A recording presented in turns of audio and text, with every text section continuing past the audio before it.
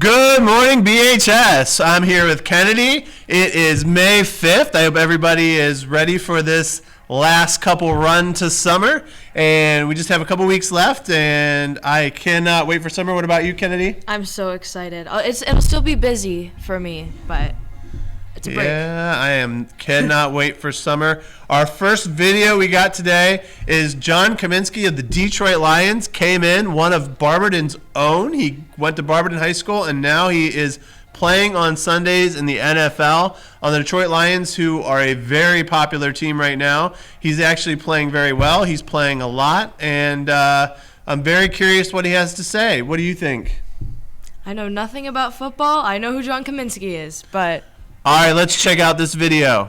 I'm Bree, and I'm here with John Kaminsky. And today we're going to ask him a few questions. Who motivates you? My family definitely motivates me the most. My wife Brittany and my new daughter Emerson motivates me to go in every day, put in my best every single day, so that's definitely my number one motivation. How did you get to where you are today? Just a lot of hard work and, doing the right thing, staying focused on my goals, and just trying to be the same person every day. Don't let distractions push you off of what you're trying to obtain, what the goals you're trying to reach. So just staying focused and hard work. Okay. What do you miss about high school? I miss being with all my friends. I miss a lot of my friends. Just following them from class to class. Playing football, you were with the same guys all day. So I really just miss the friends. I miss a lot of the teachers, so that's probably it. And going off of that, who's your favorite teacher here? Oof, my favorite teacher.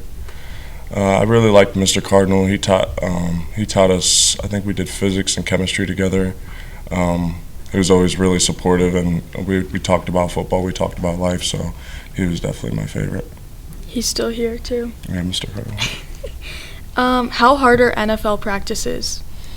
A lot of people might think that it's the physical that's like real hard. It's like physically demanding, but it's really just mentally demanding. Just being sharp, you're not really to make any mistakes out there. So you're trying to be perfect out there and trying to be mentally sharp while giving it your all at the same time. So you're thinking about making the team and you're thinking about doing your best out there. So it's just really the mental side of it that's really hard. What is the best and worst part of being an NFL player? The best part is just continuing to play football and giving my family something to come to on Sundays and giving my friends something to come to on Sundays and watch on Sundays. Still letting them see me live out the dream. The hardest part is the travel, for sure, going back and forth from home. You're not in stable one area at a time. You're picking up and you're moving, especially with the new baby. I'm moving her crib and I'm moving all her stuff and her diaper stuff, and my wife's coming with me, so definitely the travel is the hardest part. How long do you see yourself playing? I think I'll play as long as I can. A lot of guys stop playing because of injuries, their brain health and their overall body health, so as long as I stay healthy, I'll continue to play.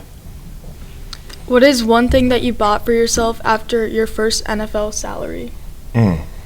I didn't really buy myself anything, but I paid off all my school debt. I paid off my wife's school debt and paid off any debt we had, so I'm trying to be smart with the money. No big purchases yet. What actually was your college degree? I was biology and chemistry dual major. Could you ever see yourself being a coach? I think so. I think it would probably be more at the high school level. The professional level coaches, they're wrapped up in it all year long. They never really get any free time, so I think to be a high school coach would be more what I would be looking for. How do you like Dan Campbell, your coach? I love Dan Campbell. He's everything you want in a football coach. Anybody who plays football would want to play for him. He's high energy. He's got old school to him. He cares about you, and he tries his best to make it feel like a family culture, and you're not worried about the business politics of the NFL. So he makes it a lot of fun, and He's just high energy, great guy to play for. What made you make the choice to get released from the Falcons without having another team? I chose to be released from the Falcons because I wasn't playing, and you don't come to the NFL to not play football. And so it just seemed like my time was kind of fading out in Atlanta, and I was just making the decision for them earlier. I didn't want to see it through for a couple more years, so I just wanted to move on and get a new chance. So that's really the biggest reason, was just playing time. What advice would you give to high school students? Just to stay focused, follow your heart. There's a lot of pressures out there. There's a lot of things that people will tell you to do. But I think anything, just to follow your passion. A lot of people will push you to go to college, but a lot of the time, college isn't the best thing for you. Maybe half the kids here, it's appropriate for, but there's other things out there. There's military, there's trade schools, there's just getting right into the workforce. So just following your heart and following what you really want to do versus just letting people pressure you into something you don't want to do.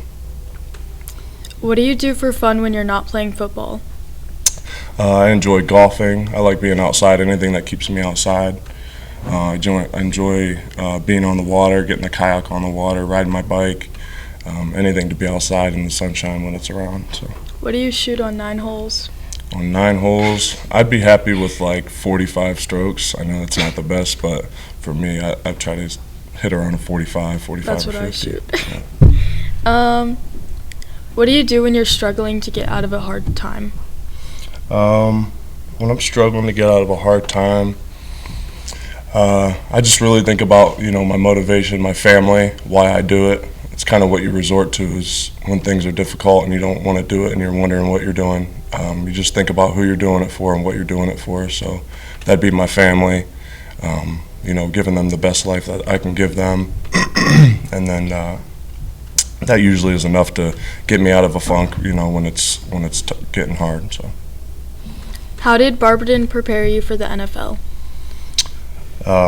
Obviously I played football here, and I got to meet a lot of different people, had a lot of different friends, and learned a lot of different people's stories. So I just think that it gave me a lot of different perspectives of where people come from, and then when you get out into the NFL and you meet people from all over the country, you kind of already have some kind of understanding for different lifestyles, and allows you to flourish and make those relationships with your coaches, with different players. So definitely that way. What was your favorite team growing up? I like the Colts. I like the Indianapolis Colts. I really like Peyton Manning. So I was always a Colts fan growing up.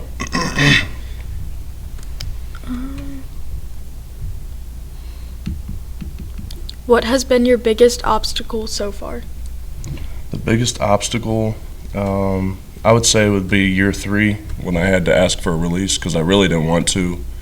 It was kind of scary because you just don't know after you ask for a release, is there any other teams that are interested? And so it was really just getting over the hump of that fear and just having the courage to go up there at the end of the year and say, we want to be released, and to take that chance on myself. So.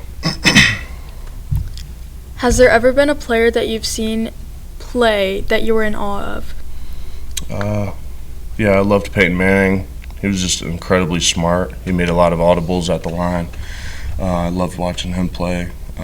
In person, I've seen George Kittle plays for the 49ers. He's a maniac. It's just one of the most impressive players I've ever seen in person. So, and then obviously you have Aaron Rodgers and Tom Brady, who are legends. So it's always crazy playing against those kind of players as well. Thank you for coming in today.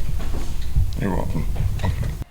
Here is a video about Mrs. Monk's class with the baby chicks and an update after that. I have not seen the chicks yet. We have this video. I know it shows when they were eggs and then into the little hatchlings. They do look very, very cuteness overload. I got to hold them. It was really, it's awesome. All right, let's check out that video. Hi, I'm Mrs. Monk, and I'm a science teacher here at Barberton, if you don't know me. And we are incubating chicken eggs and turkey eggs. These eggs came from Mr. Matthews' farm, from his turkeys and chickens that he has. They've been incubating for about 3 weeks now. It takes 21 days from the point of laying the egg to the egg incubating to be ready to hatch. And if you come a little closer, I'll show you the difference in the eggs. These are the chicken eggs, the ones that are all different colors. These dark ones are also chicken eggs. These are the turkey eggs. You can see they're a little bit larger than an average chicken egg. And these little check marks mean that these eggs are fertile. These 2 eggs are not fertile, but I've been leaving them in there just to show the students how to tell them apart. To determine if they're fertile, we take this little machine and we put the egg in there. And all this is called a candling. You turn the light on, you look through here, and you see whether there's any development of the chick embryo in the egg. This one would just, the light would shine through it and it'd be very, very bright. These, the ones that have that check, if you look through there, the light would not shine through. You would see an outline or a shadow of the chick embryo actually developing. So that's how we know that those 2 eggs aren't fertile, but the rest are. And then next week, they are going to start hatching. And then once they hatch, come on back with me. We're going to show you. We're going to take them. Once they hatch, the chicks will go into these beds. There's bedding in there. We have lights, that heat lamps will keep them warm. We have food and water containers that we'll put in there. And they will live in here for a couple weeks until they go back to the farm to live out their life on the farm.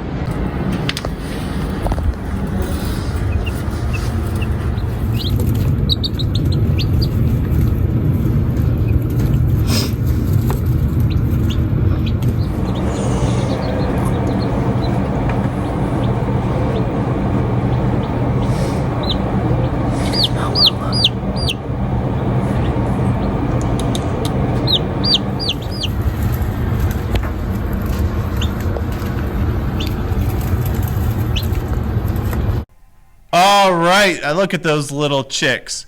Our next video is the esports team. They have a big matchup coming up this weekend. You can watch the live stream. Kennedy, you interviewed some of these guys, right? I did. I interviewed Alec and Logan, 2 esports players, about their upcoming game. All right, let's check that out. Good morning, BHS. I'm with 2 esports players. They have a big match coming up today, and I have a couple questions for them. Okay, so what games do each of you play for the esports team? I play Overwatch. I play Fortnite. And what team going on this weekend? What is going on this weekend for each of your teams? We have regionals Saturday and Sunday for basically our chance to get into states. It's big matches. And then for Fortnite, we have just going into states on Saturday and Sunday. Do you think you guys can win? Oh yeah, for sure. And how can people check out these games? There will be a stream on Twitch through the University of Mount Union. All right, good luck. Thank you, guys. Here are some students giving a thumbs up or a thumbs down on pineapple pizza. Do you like pineapples on the pizza? Nah. Pineapple. Thumbs down.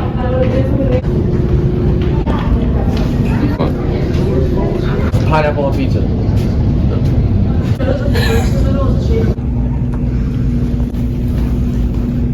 Kennedy, are you a thumbs up or thumbs down on pineapple on pizza? I'm a thumbs up. I really like it. I do too, especially with some ham. Ham and pineapple on pizza, I will eat. Our next video is just one that shows off our senior class. Their last week is next week, and then they graduate on the 26th. So here's a video showing our seniors and saying goodbye.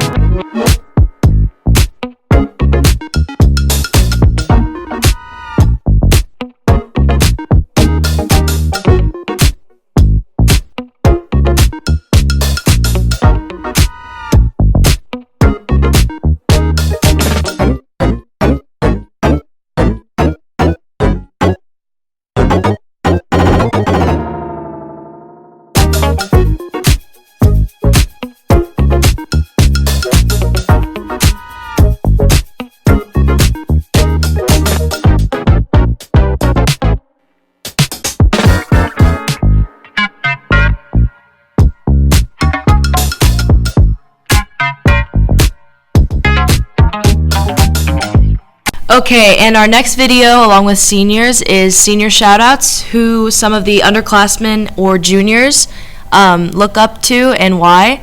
I personally look up to Ashlyn Hanlon because when I came in last year, my freshman year, she was very welcoming and nice, and we hit it off really quick, and she's my best friend. All right, good luck to all the seniors. I don't want to be favoring anybody, so we will go to the video. Check it out. Delaney Burns, she's cool. I look up to all my seniors because I love them all. The senior I look up to is Delaney Arnold. She's a supportive, she's a good friend, and she'll always be there. I look up to Josh Iverson because he's like my father and he always looks out for me. Jack Warnock because he is an awesome guy. Why else? He taught me how to resell. I look up to Corey because he's really funny and nice sometimes. Shout out Lydia Swanson because she's my awesome girlfriend. Good luck again, seniors. Our next video is about yesterday was May the 4th be with you. And we have a little bit about Star Wars from Kennedy. What do you got to say about your video? It's really cool. It was the 40th anniversary of Return of the Jedi. That's my personal favorite Star Wars movie. And I think it's really interesting. Even if you don't like Star Wars, it's iconic. You gotta love it. All right. Let's check it out. So today is Thursday, May 4th, 2023. So as many of you know, it's Star Wars Day if you're a fan. Return of the Jedi, the third Star Wars film, is 40 years old this month, and it's playing in only a few theaters around us. The closest one is in Canton, and it's only playing in 400 theaters around the U.S. So if you're a fan and you want to get the chance to go see it on the big screen, it was a really cool experience. I went and saw it yesterday. Also, a fun fact about Return of the Jedi is the original title of the film was Return of the Jedi, but the screenwriter of the movie, one of them, thought that the word return was weak, so they changed the title to Revenge of the Jedi, and then later in production, they changed it back to Return of the Jedi. Happy Star Wars Day. All right, I'm a big fan of Star Wars. I need to watch the newest season of The Mandalorian. I kind of like that. Hopefully that's good. Did you watch that? I haven't even, well, I'm like 3 episodes in on season 1, actually. Oh, okay, so I've watched the first 2. All right, our last video is an NBA update. The playoffs are going strong. We're getting on our way, no Cavs, but we're getting on our way to see who's going to be in the NBA Finals. That's one of the things I always look forward to in the summer is watching the NBA Finals. So let's hear what I and a couple of my fellow student friends have to say about that game.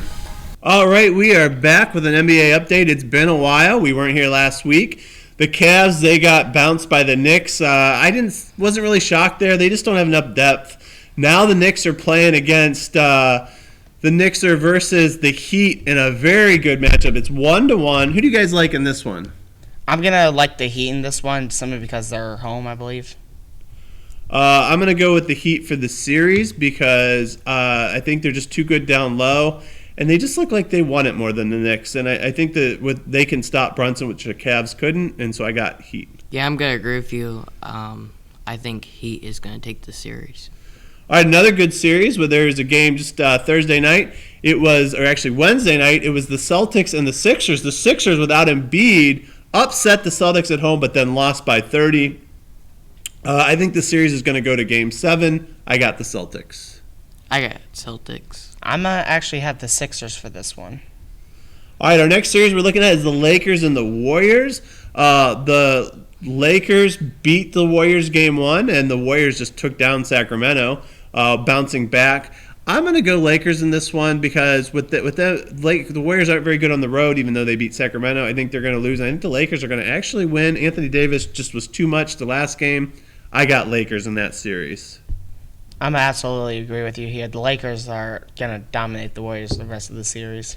All right, our last series we're looking at is the Nuggets and the Suns. The Nuggets are up 2-0. It's coming back to Phoenix, so I think Phoenix is going to win both games. I think Phoenix is going to come down 2-0 and actually win this series. What about you?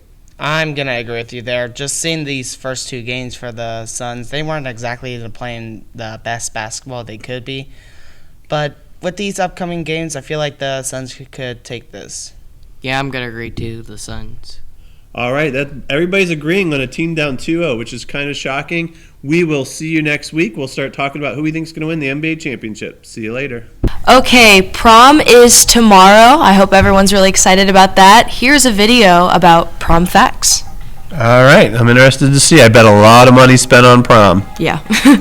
Usually spend $1,500 on their prom ticket, including tickets, limo, dresses, and flowers. Prom industry earns about $4 billion each year. A girl tries on 10 prom dresses before she finds the perfect one. Prom wasn't originally for high school. Prom is short for promenade. Prom queens and kings were a tradition that began in the 1950s. Have an amazing prom. And that's it for us. Hopefully you all have a very safe and fun prom and a great weekend. Yeah, everybody have a great prom. I think the weather's going to finally be nice. I think we're going to see 70s all next week for the seniors last week. So I hope everybody has an awesome weekend and an awesome prom, and be safe. See you later. Night's weather. High 69, low 45, sunny and nice, and go Masses!